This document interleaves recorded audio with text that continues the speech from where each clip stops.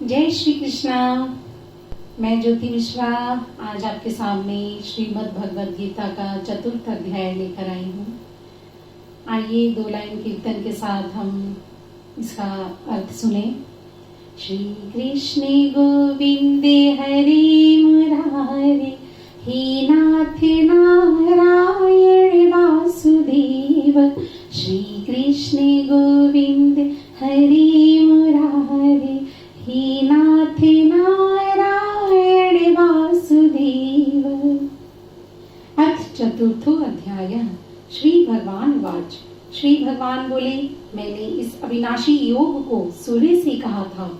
सूर्य ने अपने पुत्र वैवस्वत मनु से कहा और मनु ने अपने पुत्र राजा इक्ष्वाकु से कहा।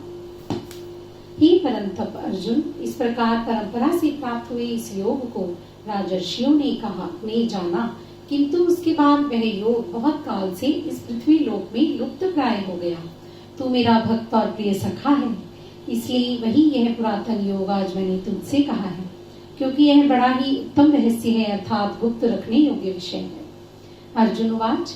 अर्जुन बोले, आपका जन्म तो अर्वाचीन अभी हाल का है और सूर्य का जन्म बहुत पुराना है, अर्थात कल्प के आदि में हो चुका था।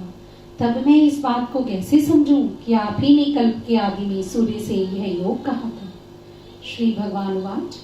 श्री भगवान बोले, हे परंतप अर्जुन, मेरे और तेरे बहुत से जन्म हो चुके हैं, तू उन सबको तू नहीं जानता, किंतु मैं जानता हूँ। मैं जन्म और अविनाशी स्वरूप होते हुए भी तथा समस्त प्राणियों का ईश्वर होते हुए भी अपनी प्रकृति को अधीन करके अपनी योग माया से प्रकट होता हूँ। हे भारत, जब जब धर्म की हानि और अधर्म की वृद्धि होती है, तब तब ही मैं अपने रूप को रचता हूँ, अर्थात साकार रूप से लोगों के सन्मुख प्रकट होता हूँ। साधु पुरुषों का उद्धार करने के लिए, पाप कर्म करने वालों का विनाश करने के लिए और धर्म की अच्छी तरह से स्थापना करने के लिए मैं युग युग में प्रकट हुआ करता हूँ। हे अर्जुन, मेरे जन्म और कर्म दिव्य अर्थात निर्मल और अलौकिक है। इस प्रकार जो मनुष्य तत्व से जान लेता है, वह शरीर को त्याग कर फिर जन्म को प्राप्त नहीं होता, किंतु मुझे ही प्राप्त होता है। पहले भी जिनके राग, भय और क्रोध सर्वथा नष्ट हो गए हैं और जो मुझ में अनन्य प्रेम पूर्वक स्थित रहते हैं, ऐसे मेरे आश्रित रहने वाले बहुत से भक्त उपयुक्त ज्ञान रूप तत्व से पवित्र होकर मेरे स्वरूप को प्राप्त हो चुके हैं। हे अर्जुन, जो भक्त मुझे जिस प्रकार भजते हैं, मैं भी उनको उसी प्रकार भजता हूँ, क्योंकि सभी मनुष्य सब प्रकार से मेरे ही मार्ग का अनुसरण करते हैं। इस मनुष्य लोक में कर्मों के फल को चाहने वाले लोग देवताओं का पूजन किया करते हैं, क्योंकि उनको कर्मों से उत्पन्न होने वाली सिद्धि शीघ्र मिल जाती है। ब्राह्मण, क्षत्रिय, वैश्य और शूद्र, इन 4 वर्णों का समूह गुण और कर्मों के विभाग पूर्वक मेरे द्वारा ही रचा गया है। इस प्रकार उस सृष्टि रचनादि कर्म का कर्ता होने पर भी मुझ अविनाशी परमेश्वर को तू वास्तव में अकर्ता ही जान। कर्मों के फल में मेरी स्पृहा नहीं है, इसलिए मुझे कर्म लिप्त नहीं करते। इस प्रकार जो मुझे तत्व से जान लेता है, वह भी कर्मों से नहीं बंधता। पूर्व काल में मुमुक्षुओं ने भी इस प्रकार जानकर ही कर्म किए हैं, इसलिए तू भी पूर्वजों द्वारा सदा से किए जाने वाले कर्मों को ही कर। कर्म क्या है और अकर्म क्या है, इस प्रकार इस निर्णय करने में बुद्धिमान पुरुष भी मोहित हो जाते हैं। इसलिए वह कर्म तत्व में तुझे भली भांति समझाकर कहूंगा, जिसे जानकर तू अशुभ से अर्थात कर्म बंधन से मुक्त हो जाएगा। कर्म का स्वरूप भी जानना चाहिए और अकर्म का स्वरूप भी जानना चाहिए, तथा विकर्म का स्वरूप भी जानना चाहिए, क्योंकि कर्म की गति गहन है। जो मनुष्य कर्म में अकर्म देखता है और जो अकर्म में कर्म देखता है, वह मनुष्यों में बुद्धिमान है और वह योगी समस्त कर्मों को करने वाला है।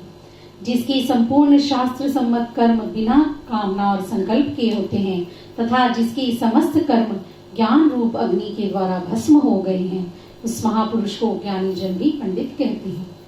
जो पुरुष समस्त कर्मों में और उनके फल में आसक्ति का सर्वथा त्याग करके संसार के आश्रय से रहित हो गया है और परमात्मा में नित्य तृप्त है, वह कर्मों में भली भांति बरतता हुआ भी वास्तव में कुछ भी नहीं करता। जिसका अंतःकरण और इंद्रियों के सहित शरीर जीता हुआ है और जिसने समस्त भोगों की सामग्री का परित्याग कर दिया है, ऐसा आशावादी पुरुष केवल शरीर संबंधी कर्म करता हुआ भी पापों को भी नहीं प्राप्त होता। जो बिना इच्छा के अपने आप प्राप्त हुए पदार्थ में सदा संतुष्ट रहता है, जिसमें ईर्ष्या का सर्वथा अभाव हो गया है, जो हर्ष शोक आदि द्वंद्वों से सर्वथा अतीत हो गया है, ऐसा सिद्धि और असिद्धि में सम रहने वाला कर्मयोगी कर्म करता हुआ भी उनसे नहीं बंधता। जिसकी आसक्ति सर्वथा नष्ट हो गई है, जो देहाभिमान और ममता से रहित हो गया है, जिसका चित्त निरंतर परमात्मा के ज्ञान में स्थित रहता है, ऐसा केवल यज्ञ संपादन के लिए कर्म करने वाले मनुष्य के संपूर्ण कर्म भली भांति विलीन हो जाते हैं।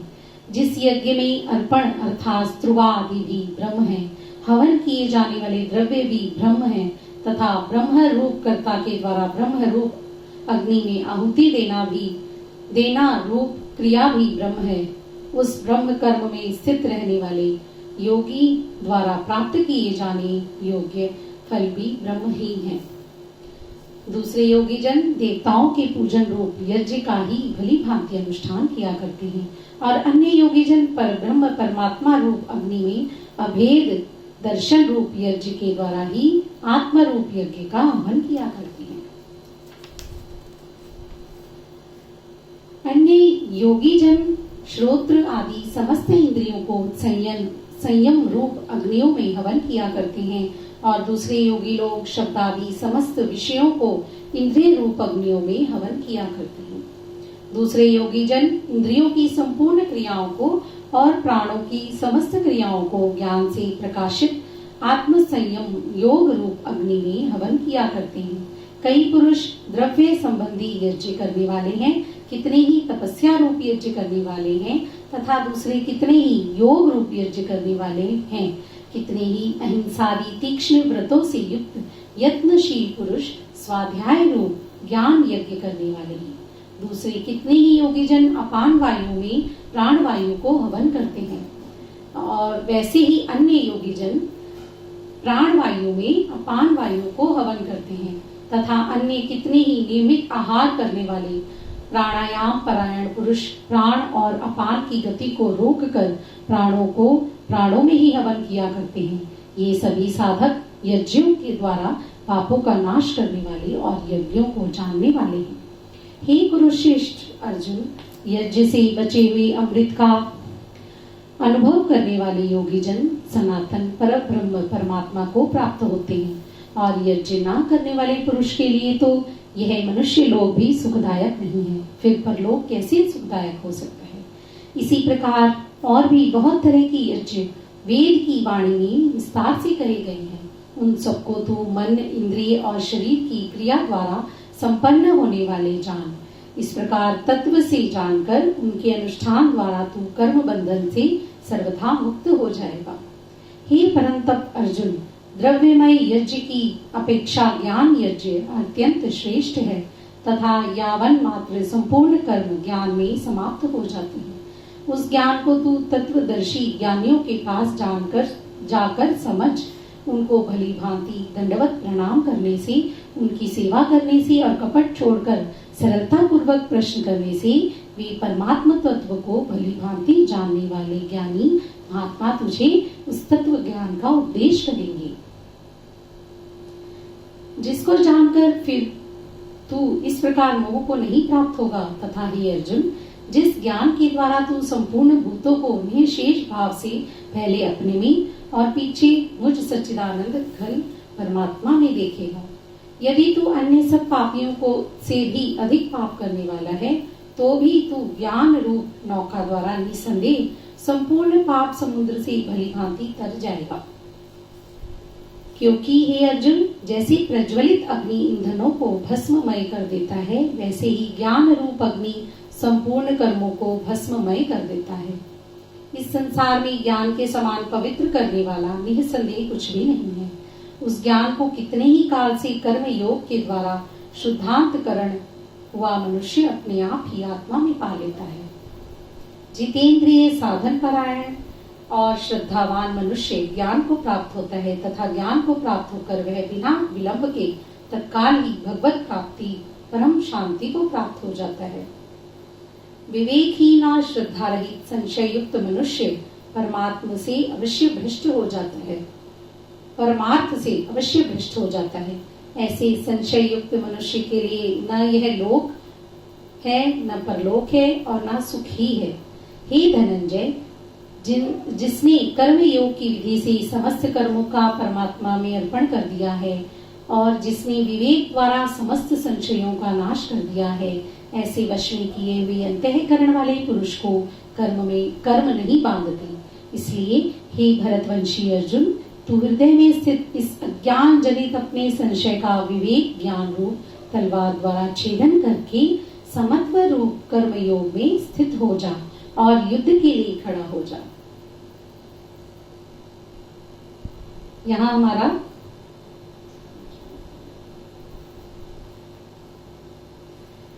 चौथा अध्याय हमारा यहाँ समाप्त होता है।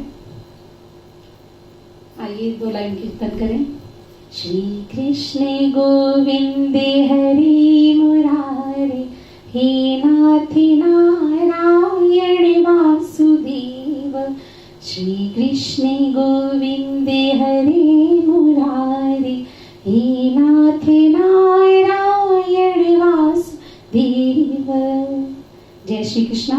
धन्यवाद। अब हम 5वां अध्याय करेंगे अगले एपिसोड में।